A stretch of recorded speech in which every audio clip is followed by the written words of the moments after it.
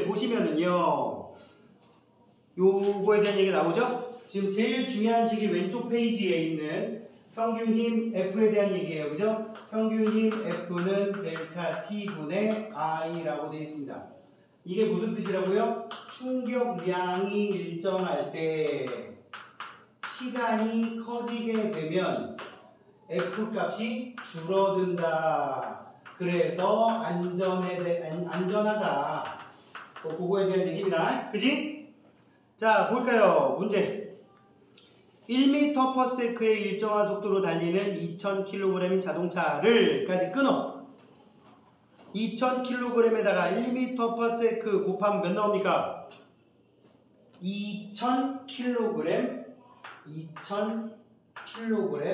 m/s가 나옵니다. 그죠? 이걸 5초 만에 정지시키려고 해야 된다라고 돼 있어. 그지? 그러면은 봐봐. 운동량이 이만큼 있었던데 얘가 제로로 바뀐단 말이야. 0으로. 그럼 운동량의 변화량이 몇이에요? 일단 말로 쓸게. 운동량의 변화량이 뭐가 되는 거야? 운동량의 변화량이 충격량. 운동량의 변화량 2000. 단위 똑같으니까 충격량은 F 곱하기 T라고 그랬는데 T가 몇 초라고요? 문제? 5초. T가 5초라고 되어 있으니까 5. 따라서 F는 몇 나온다? 400N이라는 힘이 나오게 된다. 구할 수 있겠지? 그지? 그 다음에 5번.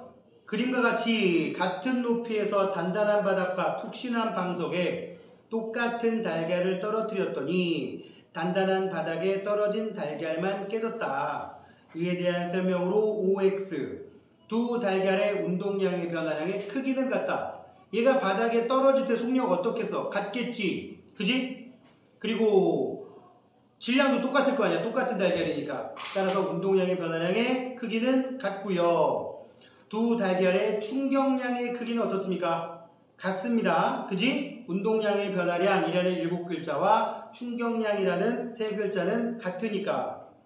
두 달걀에 작용하는 평균 힘의 크기는 같다? 맞아요? X. 평균 힘은 누가 더 큰 거야? 왼쪽 거. 그래서 깨진 거지. 되니? OOX. 6번. 다음은 자동차의 안전장치 중에 범퍼의 원리를 설명한 것이다. 가로 안에 알맞은 말을 쓰시오. 자동차의 범퍼는 자동차가 충돌하여 정지할 때까지의 시간을 길게 해서 탑승자가 받는 힘의 크기를 줄여준다. 됐지? 다음 페이지 넘겨보시면 이제 내신 탄탄 문제가 있습니다. 자, 2번. 관성과 관련이 있는 현상으로 옳은 것만을 보기에서 임대로 고른 것은 로켓이 가스를 분사하여 날아간다. 거기다 뭐라고 쓴다? 작용, 반작용. 니은. 이불을 막대기로 두드려 먼지를 턴다. 뭐죠? 정지관성이지. 먼지 입장에서 볼 때 정지관성. 디귿. 뛰어가다가 발이 돌부리에 걸리면 앞으로 넘어진다. 이것도 계속 가려는 관성. 리을. 운동하던 자전거의 페달을 밟지 않아도 어느 정도 계속 달린다. 역시 계속 가려는 관성. 운동관성이 됩니다. 정답은 니은, 디귿, 리을이 되겠고, 그 다음에 3번. 다음은 물체 A, B, C의 운동 상태를 나타낸 것이다. 자, 이거는 그냥 곱셈이죠. 그죠? 자, 1번, 이 첫 번째 건 뭐야? 1kg짜리가 몇 m/s? 단위만 맞추면 돼, 단위만. 0.1m/s. 그지? 그 다음 거는 2kg짜리 들어온 B가 서쪽으로 1m/s. 그냥 곱하면 되겠네. 그 다음 거는 0.5kg짜리 축구공 C가 서쪽으로 0.1m/s. 그러니까 단위를 킬로그램과 m/s로 바꿔놓고 따지면 된다 그랬습니다. 그죠? 정답은 3번이 되겠네요. 자, 그 다음에 6번으로 가볼까요? 이 문제 별표해봐. 이게 여러분들이 봐야 되는 내용이에요. 잘 보세요.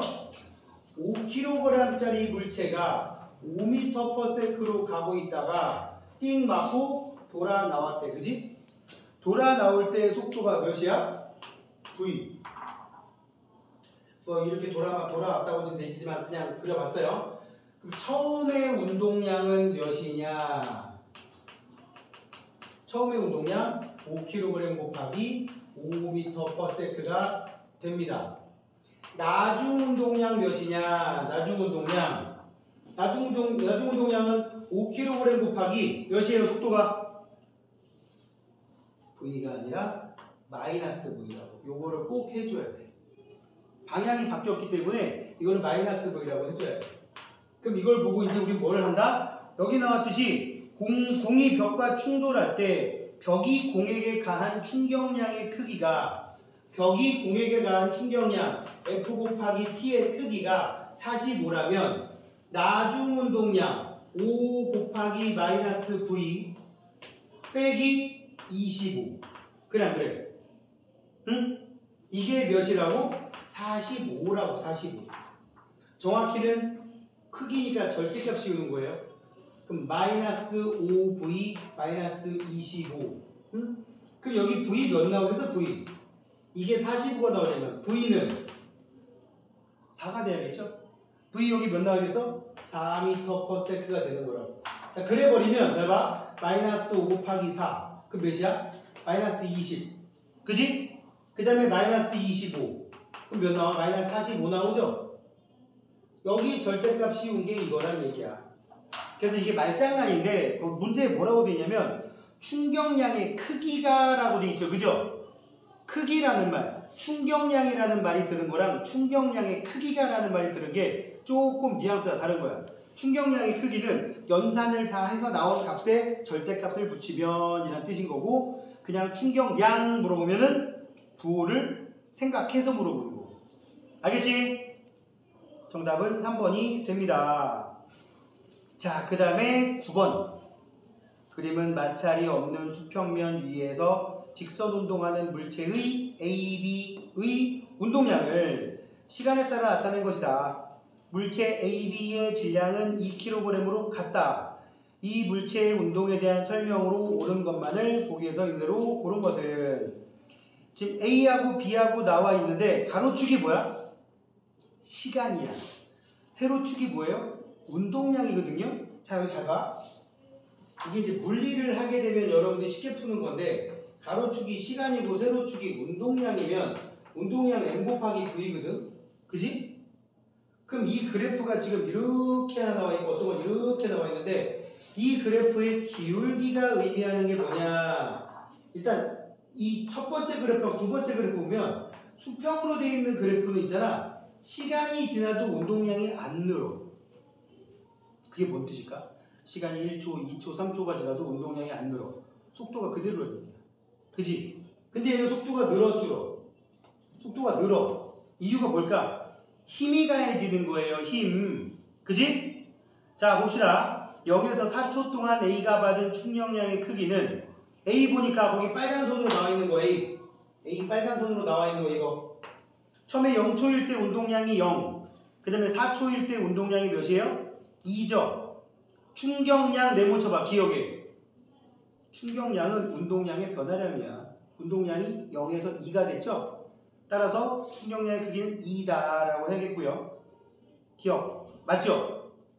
니은 4초 때 물체 A의 속력은 0.5다. 4초 때 뭐다? 4초 때 물체 A의 속력은 0.5다. 맞습니까? 거기 질량이 2kg이라고 문제 써있어. 근데 A의 4초 때 운동량이 2kg/m/s라는 얘기는 속력이 몇이란 얘기예요? 1이란 얘기지. 2kg에다가 1 곱해야지 2 나오는 거 아니야. 니은 틀렸고, B에 작용하는 힘은 없음. 뭐라고요? 없음. A에 작용한 힘보다 크다? 없는데 클 수가 없잖아. 정답은 기억이 되겠습니다. 되니? 자, 그럼 여기서 11번 한번 해봐요. 11번. 여러분들에게 시켰는데 쌤 힌트는 줄 거야. 처음에 이 벽에 공이 충돌하기 전에 속도가 몇이에요? 6m/s. 그지? 벽 맞고 돌아 나올 때 속도가 몇이에요? 아니, 그림 봐. 벽 맞고 돌아 나올 때 속도가 몇이냐니까? 마이너스 5라고. 마이너스 5. 그거 붙여놓고 계산을 해야 돼.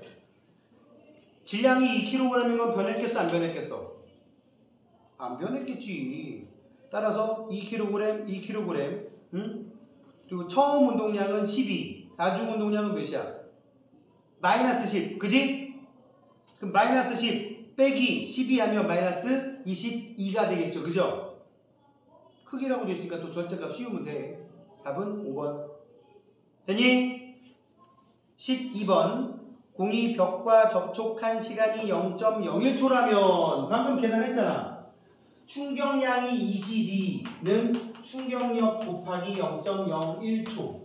따라서 F는 몇이다? 2200 뉴턴. 되니? 답은 5번이 됩니다. 자, 그 다음에 14번으로 갈게요. 역시 가로축은 시간이고 세로축이 운동량이야. 지금 5초 동안은 힘을 받은 거야. 이 그래프의 기울기가 힘이거든. 기울기가 뭐라고? 기울기가 힘. 그럼 마찰이 없는 직선상에서 운동하는 질량이 5kg인 물체의 운동량을 시간에 따라 나타낸 것이다. 이 물체의 운동에 대한 설명으로 옳은 것만을 보기에서 있는 대로 고른 것은 5초 후에 이 물체의 속도의 크기는 4이다. 맞습니까? 5, 4, 20. 맞지? 0에서 5초 동안 물체에 작용한 힘의 크기는 4N이다. 맞습니까? 0에서 5까지 쓰면 얘기했잖아. 기울기가 힘이라고. 4N 맞고요. 그럼 0에서 10초 동안 충격량의 크기는 운동량의 변화량, 충격량. 처음에 운동량 몇이었어? 0. 근데 5초 때 이미 20에 도달했지만 그 이후에 변한 게 없으니까 운동량의 변화량, 충격량은 그냥 20인 거야. 그 이후에는 5초부터 변한 게 없는 거지. 그럼 5초부터 운동량이 변한 게 없다. 이게 의미하는 게 뭐야? 이 물체는 5초 이후에 정지해 있다. 뭘 고개 끄덕거려. 내 한쪽판 놓고 툭 던졌더니 바로 고개 끄덕거려. 운동량이 있는데 왜 정지야? 정지면 운동량이 제로여야지. 5초 이후에는 가해지는 힘이 없고 일정한 속력으로 계속 간다는 뜻이 되는 거예요. 아시겠어요? 응? 선생님이 중간중간에 함정파 놓고 던지니까 가끔씩 여기서 보면 영혼 없이 대답하는 스타일이 보이는 경우가 있어. 응? 그렇다고 해서 또 눈을 안 마주치. 어이 송? 내가 이렇게 물어보면 알면 알겠다, 모르면 모르겠다라고 좀 리액션을 좀 상황에 맞춰서 하란 말이야. 그냥 영혼 없이 맞아요, 그래요, 그렇겠지요. 이러지 말라고. 응? 지금 뭐 정한이는 해당 사항 없지만 고등학교 올라가는 친구들은 고등학교 올라가서 그렇게 공부하면 나중에 무슨 일이 발생하는 줄 알아? 아는데 시험을 못 보는 상황이 발생합니다. 이게 제일 슬픈 거야. 아는데 살짝 바꿔놨는데 나는 이거 아는 거니까 이렇게 푸는 걸 거야. 이 문제 지금 이거 물어본 거야. 그래서 이렇게 답이 이렇게 나와. 다 틀려. 심지어 얼마큼만 줄 알아? 반띵. 그러니까 지가 혼자 문제 풀 때는 되게 문제집이라는 게 획일화돼 있어요. 좀 그런 게 있잖아. 책들이 다 거기서 거기라고. 획일화돼 있으니까 딱 보면 뭐 이런 문제는 이렇게 푸는 거라서 답이 이렇게 나오네. 맞았네. 근데 시험은 또 어때? 함정파 놓는다고. 살짝 바꾸든가. 근데 그거를 그냥 고지고대로 자기가 공부하던 대로 풀어버리는 거야. 그럼 이거에 대한 개념을 알아. 운동량식도 알고, 충격량식도 알고, 운동량의 변화량의 충격량이 다 알아요. 그런데 어떻게 돼요? 점수가 안 나온다니. 그럼 그냥 공부 못하는 거야. 그걸 막으려고 지금 니네가 지금 일요일날 가서 공부하고 있는 거예요. 아시겠어요? 정신 바짝 차려요. 답은 13번의 답은 기억, 니은, 디귿이 되겠고 16번. 그림 가는 똑같은 유리컵 두 개를 같은 높이에서 시멘트 바닥과 푹신한 방석에 떨어뜨릴 때 시멘트 바닥에 떨어진 유리컵만 깨지는 모습을 나타낸 거래요. 나는 이때 유리컵에 작용하는 힘의 크기를 시간에 따라 나타낸 거래요. 시멘트 바닥에 떨어뜨린 게 깨지는 거지. 푹신한 방석에 떨어뜨리면 안 깨지는 거지. 그지? 어떤 게 충격량이 더 큽니까? 대답해봐. 여기서 만회의 기회를 줄게. 그지? 응? 그렇지. 같다가 되는 거지. 같은데 시멘트 바닥이 뭐가 더 큰 거야? 충격력 또는 평균 힘이 큰 거란 말이야. 그러니까 지금 푹신한 바닥이 더 접촉 시간을 늘려서 안전하게 만든 거라고. 되니? 자, 16번. 이에 대한 설명으로 옳은 거. 나에서 그래프 아랫부분의 넓이 S1과 S2는 같다. 맞습니까? 네. 똑같은 유리컵 두 개를 같은 높이에서라고 했기 때문에 끝났어. 유리컵에 힘이 작용한 시간은 시멘트 바닥에 떨어질 때와 북신한 방석에 떨어질 때가 같다. 맞습니까? 시간은 다르지. 북신한 방석이 더 길지. 유리컵에 작용하는 평균 힘의 크기는 시멘트 바닥에 떨어질 때가 북신한 방석에 떨어질 때보다 크다. 맞습니까? 네. 힘의 크기, 평균 힘의 크기. 평균 힘을 아까 쌤 세 글자로 충격력이라고 했었습니다. 기억하세요? 자, 오른쪽에 1등급 도전 문제 해보십시오. 딴 거 필요 없고 3번하고 4번만 해보세요. 우리 비슷한 패턴의 문제를 두 개를 했었습니다. 그죠? 3번하고 4번 해보세요. 딱 3분 드리겠습니다. 3분 동안 사라져 있어야지. 뾰로롱.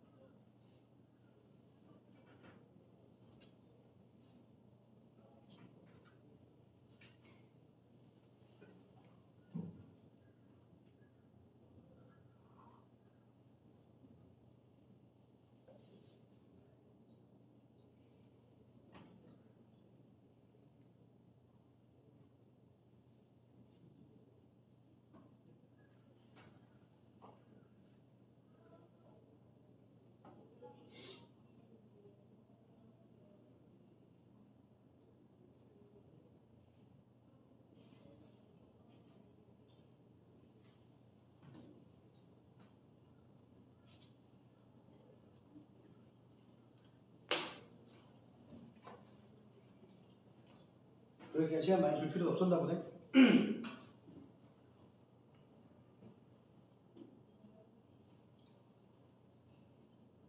얘기 나온 김에 3번.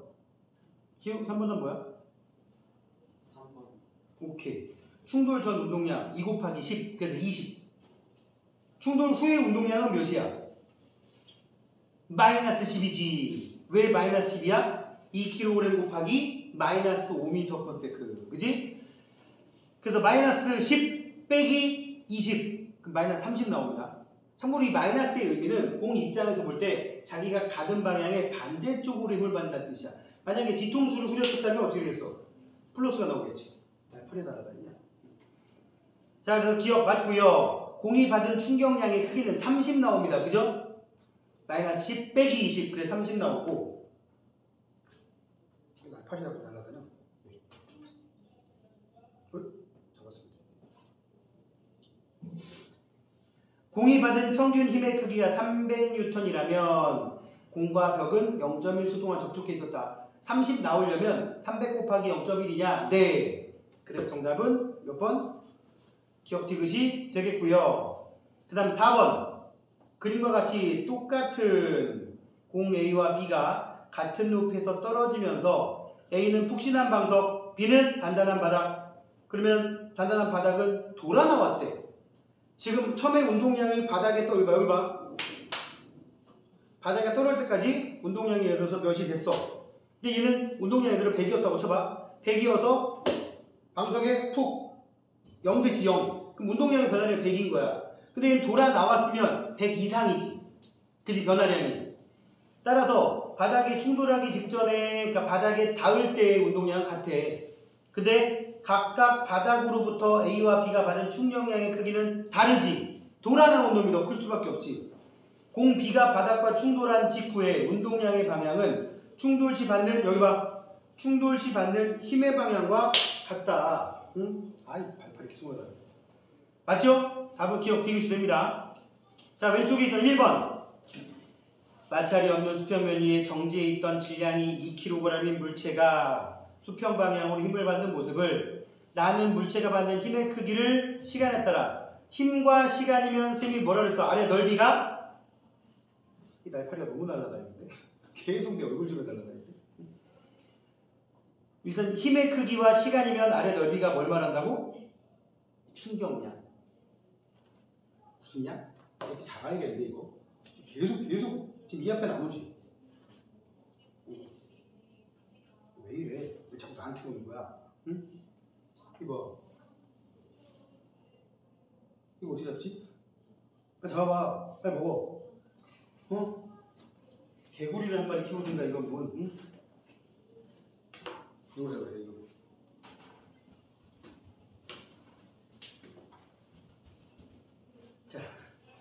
자 아무튼 0에서 10초 동안 물체가 받은 충격량의 크기는 75다. 이 얘기 뭐야? 넓이 구하라는 얘기야. 10초까지 넓이. 75 나옵니까? 나옵니다. 5초 때 이 물체의 운동량의 크기는 25. 넓이 25 나와요? 5초까지 넓이 구하면 25 나오죠? 따라서 기억 니은 맞고 10초 때 아까 충격량이 75라며. 그지? 근데 2kg이야. 2kg 곱하기 V를 하면 75가 나온다고 합니다. 진짜. 따라서 V는 몇 나옵니까? 2분의 75. 따라서 37.5 m/s가 나오게 되는 거예요. 그지? 정답은 기억 니은이 되겠네. 그 다음에 2번. 또 마찬가지야. 가로축이 시간이고 세로축이 힘이면 아래 넓이가 뭐가 된다?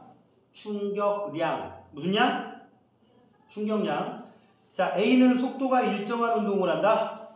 속도가 일정하려면 힘이 안 가해져야 돼. 뭐 해야 된다고? 힘이 안 가해져야 돼요. 이 경우는 그럼 어떤 운동을 하느냐? A 나름대로 B 나름대로 속도가 일정하게 증가하는 운동을 합니다. 무슨 운동? 속도가 일정하게 증가하는 운동을 한다고요. 기억 틀렸고 4초일 때 지금 둘 다 정지에 있었거든요. 뭐 있었다고요? 정지. 그러면 이 그래프에서 아래 넓이가 충격량. 무슨 양? 충격량. 충격량은 운동량의 변화량. 처음에 0이었으니까 운동량의 변화량은 몇 나옵니까? 이 넓이만큼 나온다고요. 그럼 A는 4초 때 운동량 몇? 80. 그래 안 그래? 대답을 좀 해. 그죠? A는 4초 때 생긴 운동량이 80이 나올 거라고요. 그래 안 그래요? 근데 질량이 1kg인 녀석이래. 1kg. 그럼 4초일 때는 A는 몇 m/s가 되는 거야? 지금 여기 봐봐. 4초일 때 B의 지금 B의 속도부터 물어봤구나. 지금 날파리 정신이 없네. 4초 지금 기억은 틀렸다는 거 아까 얘기했고요.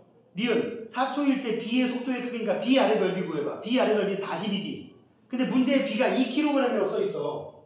B가 2kg이라고 써있고 곱하기 V는 운동량의 변화량 40이란 말이야. 그 V는 20m/s 나오겠지?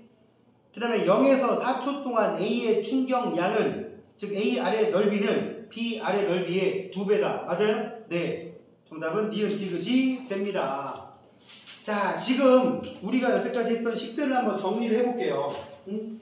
자, 식들을 한번 정리를 해보면 왜냐면 중단원 정복 문제를 여러분 과제로 내줄 거니까 지금 하는 얘기야. 우리 90페이지부터 중력 얘기부터 뭔 얘기를 쭉쭉쭉 했었냐면 90페이지 중력을 받는 물체의 운동.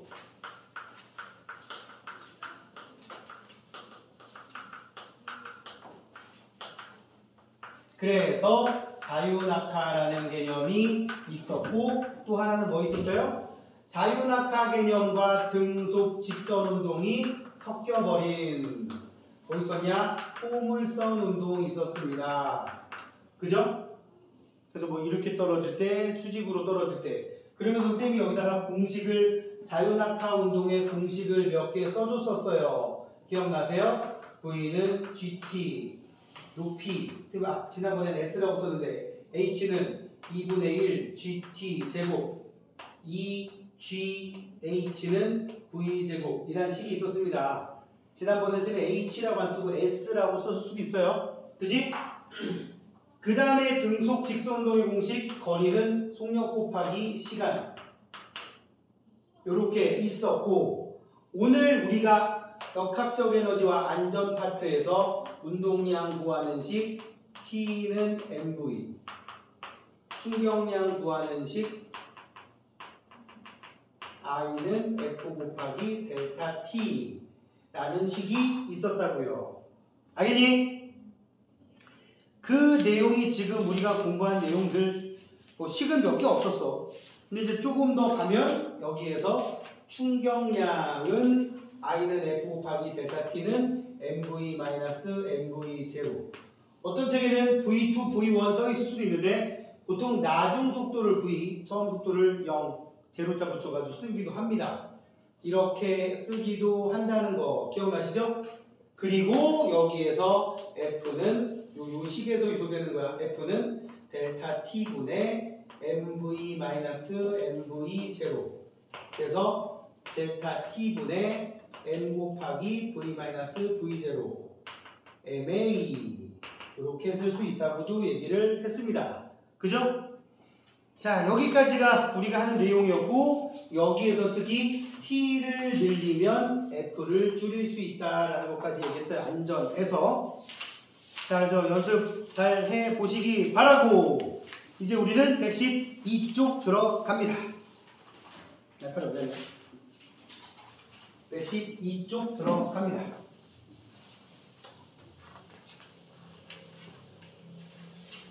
112쪽에 뭐라고 나왔냐면 지구 시스템의 에너지와 물질 순환이라고 있습니다.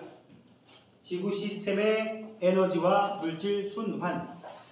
자, 태양계, 지구 시스템 쭉 써 있는데 태양, 행성, 위성, 소행성 등의 구성 전체의 중력으로 유지되는 역학적 시스템이라고 되어 있어요. 그죠? 거기 지구 시스템의 에너지와 물질 순환, 그지? 거기 핵심 집기 한번 봐봐. 핵심 집기를 보면 지구 시스템의 구성 요소는 이러이러한 애들로 되어 있더라. 지구 시스템 뭐 있어? 직권, 수권, 기권, 생물권, 뭐 외권 이런 식으로.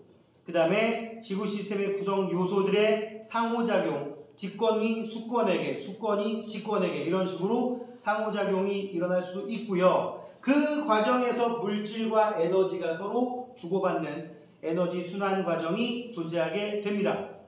그리고 그 밑에 이제 발밑으로 돌아가네 여기. 물 순환, 탄소의 순환도 같이 발생한다. 중요한 물질이잖아. 물이나 탄소.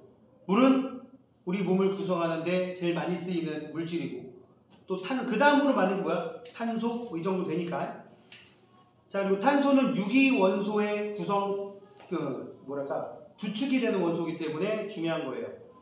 자, 아무튼 지구 시스템의 구성 요소도 이런 것하고 이렇게 크게 괴리되어 있지 않은 다 연결되어 있는 내용이긴 한데, 자, 태양계와 지구 시스템부터 볼게요. 태양계와 지구 시스템 112쪽입니다. 태양계 보세요. 태양, 행성, 위성, 소행성 등의 구성 천체의 중력으로 유지되는 역학적 시스템을 태양계라고 한다. 자, 태양계에서 유일한 별이죠. 행성, 지구, 화성, 목성, 토성. 태양계에 있는 태양을 주변하는 태양 주변을 공전하는 전체를 행성이라고 얘기를 하죠. 그 다음에 위성은 뭐야? 위성. 행성 주변을 공전하는 걸 위성이라고 얘기를 합니다. 그지? 그러면 소행성 등은 뭐예요? 소행성? 많지만 주로 화성과 목성 사이에서 돌아가는 것을 소행성이라고 합니다. 자, 이 태양계에 유일한 항성이 하나 있다 그랬어. 유일한 항성이 누구라고? 태양. 그리고 나서 누구 있다고요? 수, 금, 지, 화, 목, 토, 천, 해. 보통 여기까지가 공식적으로 행성이라고 얘기를 하고 화성과 목성 사이에 몰려있는 수천 개의 작은 천체를 소행성이라고 하고 이 바깥쪽에는 카이퍼 벨트 또는 오르트 구름이라고 하는 별을 만드는 재료들이 좀 많이 밀집되어 있는 그런 공간들이 있습니다. 여기를 우리는 또 태양계 가장 바깥쪽이라고 얘기를 한단 말이야.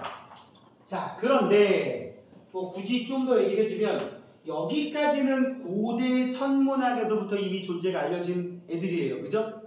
토성까지는. 중세 때까지는 여기까지가 행성이라고 생각했는데 그 후에 천왕성과 해왕성 그리고 20세기 초에 명왕성이 발견됐다가 2006년에 여기에 있는 그냥 외소행성 수준으로 격화돼 버렸죠. 뭐 얘기 많이 들어봐서 알 거고. 특히 쌤 재밌는 얘기 하나 해주려고 해. 요 자리에 소행성이라는 게 존재한다라는 걸 알아낸 게 있었어. 거의 이제 근대에 와서 한 18세기쯤에 와서 티티우스라는 학자랑 오데라는 학자가 아직은 중세의 영향이 좀 남았을 때입니다. 무슨 얘기를 했냐면 태양계 행성들의 움직임이 그냥 맘대로 있는 건 아닐 거다. 분명히 신의 영역에 의해서 어느 정도 궤도가 맞춰져 있을 것이다.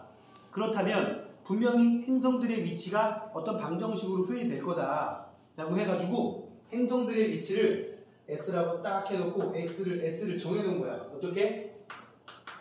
0.4 더하기 0.3 곱하기 2의 n제곱계 이렇게 된다.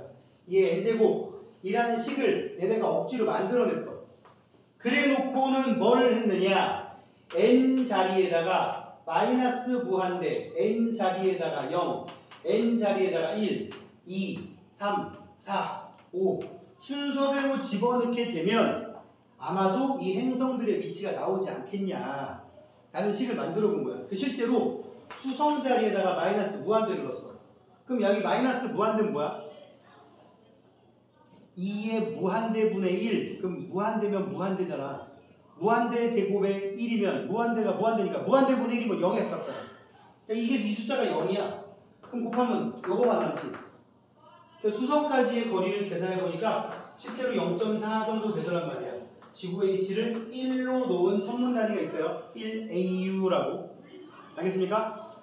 0.4. 그 다음에 금성은 n자리에 0을 넣으면 되더란 말이야. 모든 숫자의 0제곱은 몇이야? 1이야. 1. 그럼 0.3 곱하기 1이면 0.3 더하면 0.7. 진짜 여기 금성까지 0.7 AU가 나오더란 말이야. 오차는 살짝 있어요. 그리고 나서 지구 1 나왔고요. 화성은 몇 나와?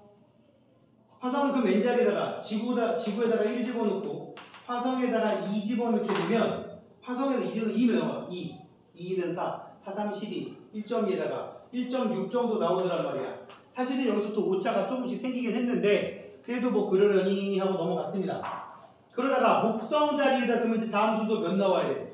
3 나와야겠지. 근데 목성 자리가 3자리가 아니라 거의 4를 넣어야 되더란 말이야. 목성. 그럼 4 집어넣으면 몇 나오냐?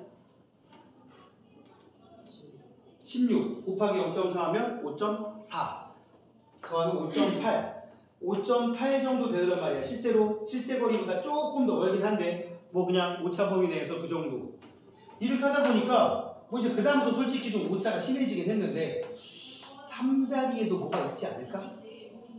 하다가 3자리에 해당하는 곳을 찾다 보니까 3 넣으면 몇 나와? 2.8 나오죠? 그지? 2.8 정도에 해당하는 곳에도 뭐가 있지 않을까 하고 찾다 나온 게 뭐야? 거기도 뭐가 떼거지로 몰려서 태양 주변 돈에 있더란 말이야. 그래서 소행성들을 찾아내게 됩니다. 응? 끝이야. 그걸 티티우스 보대 법칙이라고 부르는데 이걸 선생님 학교 다닐 때 그냥 과학 관련 잡지에 그냥 재밌는 되게 억지로 만든 시간이야. 그치? 이렇게 만들었다 그래가지고 그냥 뭐 오케이 재밌네? 끝. 이게 다야. 지금은 법칙이라고 안 하고 그냥 억지로 만든 식이지 뭐. 먹히지도 않는데. 그리고 나중에 천왕성, 해왕성, 명왕성 같은 것들 또 다른 천체들이 발견되면서 얘들을 그냥 씹혀버려요. 아시겠죠? 그래서 지금 그냥 행성이 나와 있길래 한번 얘기를 해봤고요. 위성은 뭘 말한다 그래서 위성?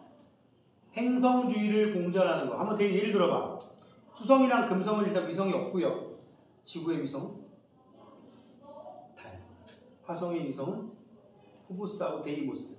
참고로 목성이랑 토성은 더럽게 많습니다. 지금 내가 2023년 5월달 올해 초 데이터로 본 게 목성이 96개, 토성이 125개인데 아직 20개 정도가 후보로 남아있대. 조금 불규칙한 궤도를 돌아서. 그것까지 인정되면 145개 정도 될 거예요. 말도 안 되지. 그지? 토성을 제외한 나머지 행성들의 위성을 다 합쳐도 토성 개수만큼 안 될 수도 있어. 지금도 약간 그런 상황이긴 하지만 나머지 애들은 이제 천왕성, 해왕성은 한 10여 개 정도 있습니다. 뭐 목성의 위성 중에 유명한 게 이오, 유로파, 가니메데, 칼리스토 같은 갈릴레이 위성이라는 불리는 녀석이 있고요. 토성의 위성 중에는 이제 타이탄이라는 위성이 좀 유명하죠. 원시 지구의 대기랑 좀 비슷한 상황으로 돌아가고 있는 녀석이라고 하고, 그 다음에 뭐 천왕성, 해왕성 쭉 계속 나오지. 뭐 걔네들도 위성, 뭐 트립톤 이런 막 계속 나오는데 우리가 거기까지 할 필요는 없고, 아무튼 얘네들의 중력으로 유지되는 역학적 시스템을 태양계라고 얘기를 합니다.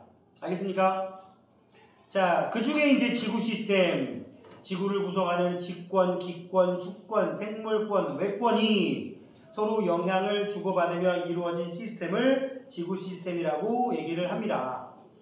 지구는 태양계의 구성 요소이면서도 그 자체로도 수많은 생명체와 니네들 같은 생명체와 공기, 바다, 지하수, 강물 등등이 서로 영향을 주고받는 또 하나의 시스템이다. 우리 몸도 시스템이지.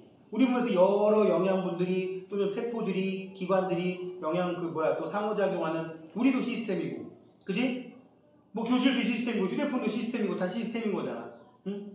자, 그렇게 알고 계시라고 해서 시스템에 대한 언급을 좀 해봤고요. 보통 시스템 그러면은 체계라고 얘기하지. 체계. 뭔가 체계를 갖춰져 있는 그런 과정을 시스템이라고 얘기를 합니다. 자, 하여튼 여기는 그냥 얘기 한번 해봤고요. 태양계에 별이 몇 개 있어? 라고 했을 때 머릿속에서 세면 돼, 안 돼? 안 되지. 나 무식해요 라는 뜻이잖아. 태양계에 별이 몇 개 있어요? 그치?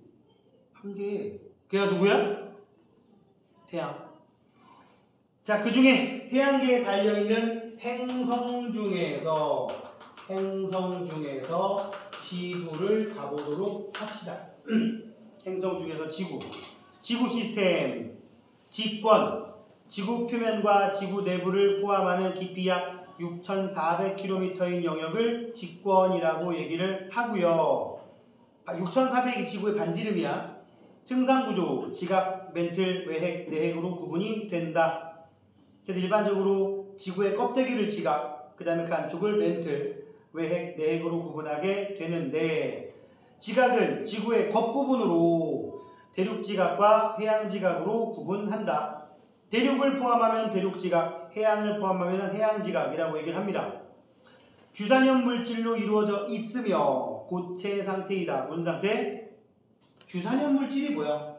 지구 중에서 지금 직권 얘기하는 거야. 직권. 규산염 물질이 뭐예요?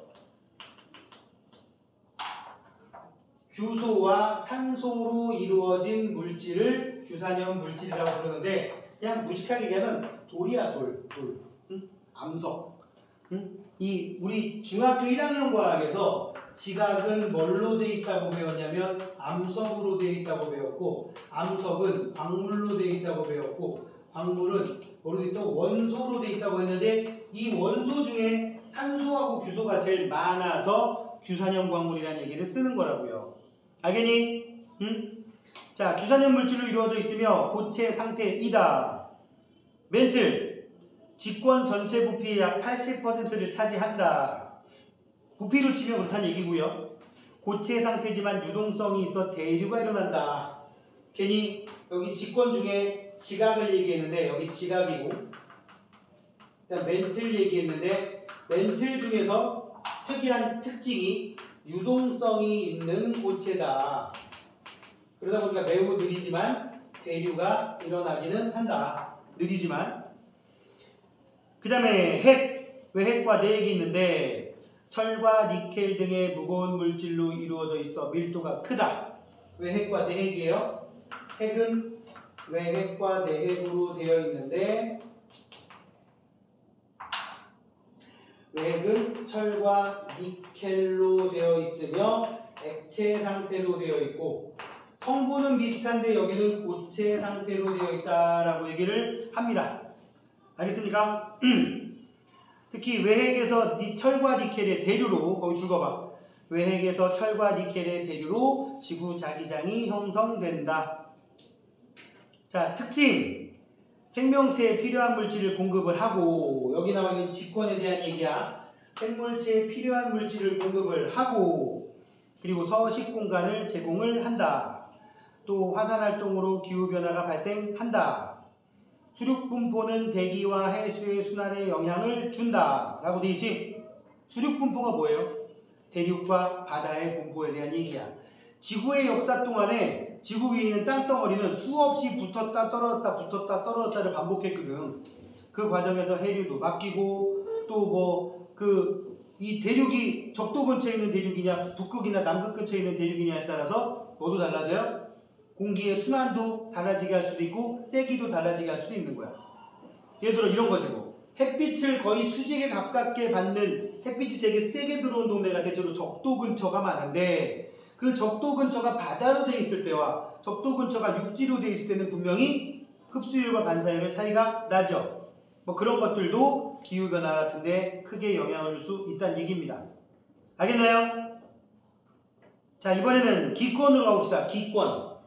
흔히 대기권이라고 얘기를 하는데, 기권, 대기권. 지구를 둘러싸고 있는 대기층으로서, 대기층, 보통 질소, 산소, 아르곤, 이산화탄소 이렇게 되어 있고요. 높이 약 1000km까지를 맥시멈으로 봅니다. 층상구조, 높이에 따른 기온 분포를 기준으로 대륙권, 성층권, 중간권, 열권으로 구분하게 되더라. 높이에 따른 기온 분포, 높이 올라갈수록 기온이 낮아지냐 기온이 높아지냐 이런 거 가지고 따지는 거예요.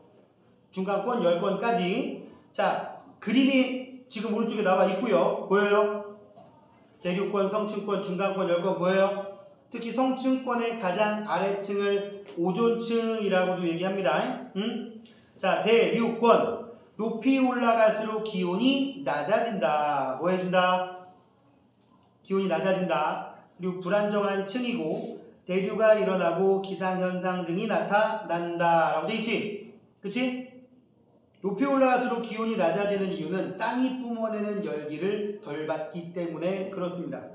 대류가 일어나고 기상현상이 나타난다. 되니? 거기서 물의 순환이 같이 있어서 그래. 물의 순환. 불안정하면서 물의 순환도 일어나고 하다 보니까 위에 올라가서 응결되고 내려오면서 증발하고 올라가서 응결되고 이게 계속 반복되는 거지. 성층권. 높이 올라갈수록 기온이 높아지고요. 그래서 안정한 층이라고 얘기합니다. 무슨 층? 안정한 층. 높이 20에서 30km 구간에 오존층이 존재한다. 무슨 층? 오존층. 됐습니까? 그 위에 오존층에다가 씁니다. 자외선 흡수. 뭐 초딩 때부터 많이 들어봤지. 그 다음에 중간권. 높이 올라갈수록 기온 낮아지고요. 대류는 일어나지만 수증기가 거의 없기 때문에 기상현상은 일어나지 않는다. 그 다음에 열권. 높이 올라갈수록 기온이 급격히 높아지고요. 공기가 희박하여 낮과 밤의 기온차가 매우 크다. 그래서 오로라가 발생한다. 뭐 기온차 때문에 생기는 오로라는 아니고 이거는 외부에서 지구 바깥에서 들어오는 전기를 띤 자기장을 띤 입자들이 지구 대기에서 일종의 빛을 내는 현상인 거야. 지구 자기장과 상호작용해서. 자, 오로라는 열권에서 나타난다. 그냥 한번 쭉 읽어보시고 이러한 기권의 역할이 뭐다? 온실 효과로 지구를 보호한다. 대기가 없으면 지구의 평균 기온은 영하 19도, 영하 20도 정도 됐을 거래. 태양 정도의 거리에서 태양 정도의 에너지를 뿜어내면 지구 정도 1억 5천만 킬로미터 떨어진 거리에서는 대략적으로 영하 19도 정도가 정상인데 지금 지구의 현재 평균 기온은 15도 정도 된단 말이야. 영상 15도, 16도. 그게 대기 때문에 어느 정도 보온이 돼서 항상 지구 안에는 어느 정도의 에너지가 머무르고 있어서 보온이 되기 때문에 나타나는 현상이다 라고 하는 거고요. 또 우주에서 지구로 유입되는 물질을 막아준다는 거. 유성, 별똥별로 타들어가고 가끔 대기권에서 다 타지 못한 게 운석의 형태로 지표에 떨어지기는 하죠. 그지? 그 그 다음에 생물의 호흡과 광합성에 필요한 산소와 이산화탄소 공급한다는 점, 또 오존층은 지표에 도달하는 자외선을 차단하여 지상의 생명체를 보호한다는 거. 오존층 얘기 아까 했지? 우리가 알고 있는 내용이 한 절반 이상 됩니다. 그리고 공기 중에 아까 제일 많은 기체가 뭐라 그랬지? 질소, 그 다음에 산소, 그 다음에 아르곤, 그 다음에 이산화탄소. 이렇게 구분이 된다고. 질소, 산소, 아르곤, 이산화탄소. 얘가 대략 78%, 얘가 한 21%, 얘가 한 0.9%, 얘가 0.03% 정도 됩니다. 비교적 균일하게 대기권에 분포하고 있습니다. 그래서 이거를 우리 뭐라고 얘기하느냐? 건조 공기의 성분비라고 부른다고. 건조 공기의 성분비. 알겠지? 자, 그 다음에 이제 그 밑에 수권, 해수, 빙하, 지하수, 강, 호수 등의 지구에 분포하는 물을 수권이라고 얘기를 하고요. 해수의 층상 구조, 깊이에 따른 수온 분포를 기준으로 혼합층, 수온약층, 심해층으로 구분을 하더라. 무슨 층? 혼합층, 수온약층, 심해층. 일단 해수가 대부분입니다. 얼마나 된다? 대략적으로 한 97% 이상이 해수고요. 나머지 빙하, 지하수, 강, 호수 다 합쳐봤자 3% 채 안 됩니다. 그리고 이제 그 제일 많은 해수의 층상 구조를 보면 깊이에 따라서 혼합층, 수온약층, 심해층으로 구분을 한다고요. 자, 혼합층 이거 표층에서부터 깊이 들어가면 들어갈수록 이라는 거야. 태양복사 에너지를 흡수하여 수온이 높다. 오케이? 수온이 높고 왜 이름이 혼합층이겠어? 바람에 의해서 섞이기 때문에 혼합층이라고 합니다. 바람의 혼합작용 줄거놓으시고 섞였으니까 수온이 거의 일정하다는 말 쓸 수 있을 거고요. 바람의 세기가 강할수록 두께가 두꺼워진다. 요거 별표. 그래서 어디는 혼합층 두께가 10m밖에 안 되는데 어디는 50m가 혼합층이다. 어디는 100m가 혼합층이다. 그럼 이건 의미하는 게 뭐야? 아, 그 동네가 바람이 세게 부는구나 라는 거라고. 알겠니? 그 동네가 바람이 세게 부는구나. 아니면 아, 바람이 세게 부는 계절이구나. 그럼 우리나라 같은 경우는 언제가 바람이 세게 불어요? 겨울이 좀 세게 붑니다. 여름보다는 겨울이 훨씬 세게 불어요. 자, 그거 알고 계시고요. 수온 약층. 깊어짐에 따라 수온이 급격하게 낮아집니다. 밑에 그래프 보세요. 오른쪽에. 수온 약층이라고 써있는 그 지역에 보게 되면 혼합층하고 연결된 곳은 수온이 한 15도쯤 되는데 쭉 수온이 떨어지고 있지, 그지? 한 5도 이하까지 떨어지고 있죠, 그죠? 여기는 수온이 급격하게 약해지는 층, 그래서 수온 약층이라고 얘기를 하고요. 그러다 보니까 무슨 일이 생기느냐? 봐봐. 수온 약층 내에서 아랫부분은 차갑고 위에는 따뜻하다 보니까 차가운 거 밑으로 위로 안 올라옵니다. 따뜻한 거 밑으로 안 내려갑니다. 섞여 안 섞여? 안 섞여. 안 섞이다 보니까 무슨 일이 생겨? 매우 안정한 층. 그래서 혼합층과 심해층 사이의 물질과 에너지 교환을 차단합니다. 그래서 해수의 연직운동이 잘 일어나지 않는다라고 되어 있죠. 수온약층에서는 해수의 연직운동이 잘 안 일어나요. 매우 안정해서. 알겠지? 자, 그 다음에 밑에 심해층. 수온이 낮고 거기다 써. 4도씨 이하. 깊이에 따른 수온 변화가 거의 없다.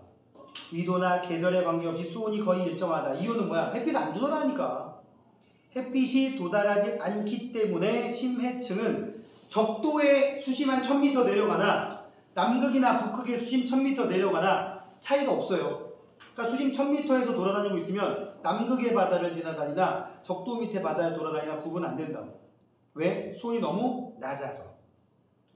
자, 이런 해수층, 지금 수권이 거의 해수가 97%가 넘어서 해수 위주로 얘기를 하고 있는데 태양에너지를 저장하여 지구온도를 일정하게 유지한다. 왜? 물은 비열이 굉장히 크잖아요.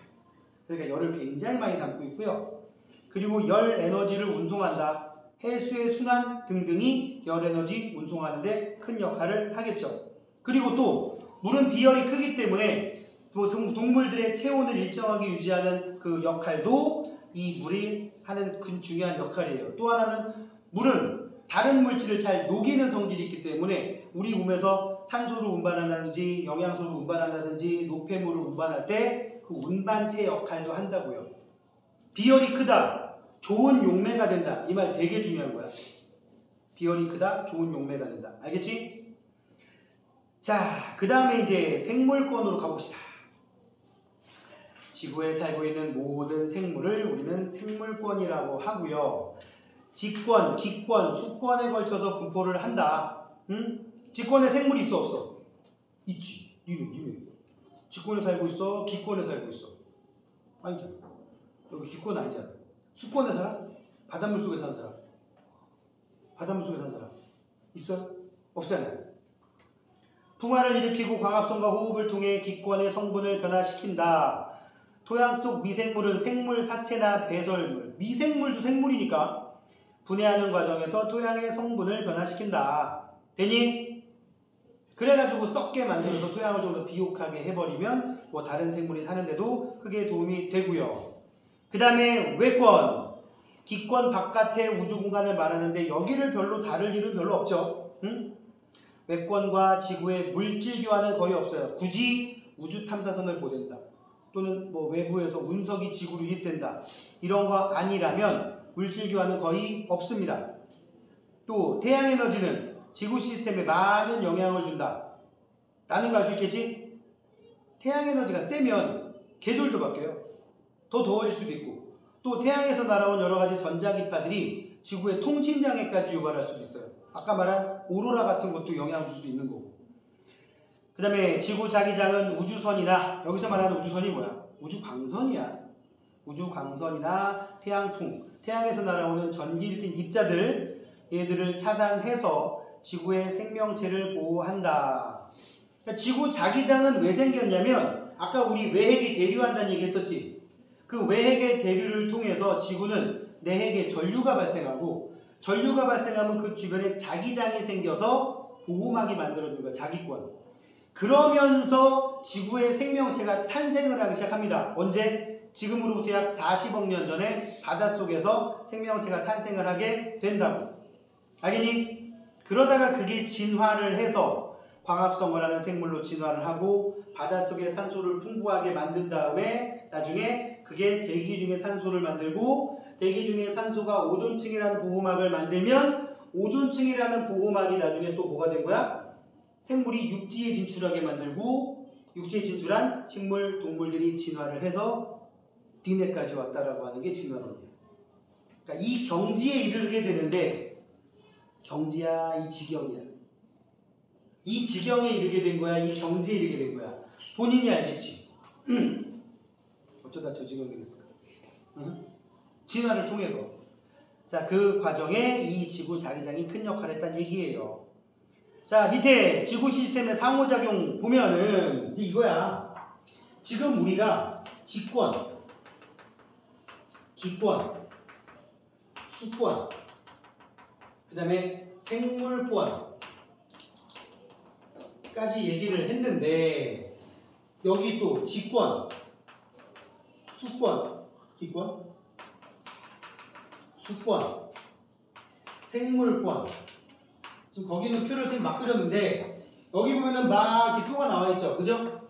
몇 개만 예를 들면 여기에 뭐라고 쓰면 근원, 여기는 영향 이렇게 써 있어. 맞지? 그지? 이게 무슨 뜻이냐면 직권이 직권에게 영향을 준다면 이런 현상이 생긴다는 뜻이야. 직권이 기권에게 영향을 준다면, 직권이 수권에게 영향을 준다면 이런 식으로 해석하는 게 지금 이 표예요. 표 속에 보면 직권의 판해운동은 뭐라고 되어 있어? 직권과 직권의 상호작용이라고 되어 있습니다. 그죠? 판해운동, 대륙의 이동. 반면에 직권과 기권은 화산기체 방출, 직권에서 화산 방출하면 그 화산가스가 기권으로 들어간다는 얘기지. 그 다음에 직권에 있던 황사먼지가 하늘로 날아가서 저기 기권으로 돌아다니다가 떨어지면은 황사현상을 일으킬 수 있다는 얘기예요. 그 다음에 수권, 지진의 일이 발생한다. 바다 밑에 땅에서 지진이 발생하면 그 충격파가 바닷물에 영향을 줘서 해일이 발생하면 그걸 지진해일이라고 부릅니다. 그 다음에 생물권, 생물에 서식처를 제공한다, 영양분을 공급한다 이런 말 써있지. 식물 뿌리 땅에 박고 있잖아. 그거에 대한 얘기예요. 여기 또 모를 만한 게 뭐가 있을까? 중요한 거 몇 개 얘기해보면 기권과 직권에 뭐 써있어요? 버섯바위라고 써있지. 이 버섯바위 뭐야? 흙먼지가 바람에 날아가면서 바위를 때리면 니네 1학년 과학에서 배우지 않나? 바위의 아랫부분을 많이 깎아가지고 나중에 이렇게 생긴 바위 만들어지는데 그거를 버섯바위라고 부른다고. 그 다음에 기권과 기권의 상호작용, 기권과 수권의 상호작용. 기권과 수권 중에 대표적인 게 해류, 그지? 또 하늘에 있던 구름에서 내린 비가 내리는 강수현상. 그 다음에 기권에 있던 기체를 들이먹고 뱉고 하잖아, 그지? 광합성과 호흡 등을 겪으면서. 자, 그 다음에 수권. 또 뭐 할까? 수권과 기권 해볼까? 수권과 기권 해보면 태풍의 발생 써있네요. 바닷물에서 증발하면서 만들어진 수증기가 응결해서 구름이 되고 공기에다가 열에너지를 가해서 속력을 크게 키우면 뭐가 된다? 되게 빠른 속력의 바람을 가진 열대성 저기압이 되는데 그걸 태풍이라고 한다고요. 그 다음에 수권과 수권끼리도 바닷물끼리도 섞이기도 하죠. 그지? 그 다음에 수권과 생물권, 수중생물의 서식처를 제공한다. 물속에 사는 생물들 얘기하는 거죠. 자, 그 다음에 생물권과 직권, 생물권과 기권, 생물권과 수권, 생물권끼리도 서로 상호작용을 하더라. 아는 얘기잖아, 그지? 뭐 잡아먹고, 먹히고 이런 것들, 먹이사슬, 먹이 피라미드, 이것도 상호작용, 지구 시스템 내의 상호작용이라고 볼 수가 있다고. 자, 그 지구 시스템의 구성 요소가 생명 유지에 기여하는 원리. 과거에 판게아가 분리되면서 기후가 다양해져 다양한 생물이 출현하였다. 고緯도에도 대륙이, 저緯도에도 대륙이, 커다란 대륙이, 작은 대륙이 각종 다양한 생태계를 만들어서 다양한 생물체들이 서식하고 진화하고 번식하게 하는데 역할을 한다. 기권, 아까 자외선 차단하는 오존층 얘기했고요. 강수 현상으로 생물이 성장했고요. 대부분의 운석이 차단되는 것들도 자, 이 유성들이 별똥별의 형태로 대기권에서 타들어가는 거란 말이야. 그지? 그러다가 다 타지 못하고 지표로 떨어진 걸 뭐라고 한다고? 운석이라고 한다고요. 자, 그 다음에 수권 얘기했고요. 참고로 이산화탄소는 아까도 얘기했지만 지금 대기 중에 요거밖에 없지만 옛날에는 어땠어? 대기 중에 거의 지금에 비하면 한 3만 배 정도 많았어요. 근데 이거 다 어디 갔냐? 지구에 바다가 생기면서 바닷물에 녹아서 다 밑으로 가라앉은 겁니다. 알겠습니까? 그래서 만들어진 돌덩어리가 석회암이라는 녀석이에요. 그 다음에 생물권, 광합성으로 대기 중에 산소를 공급했다.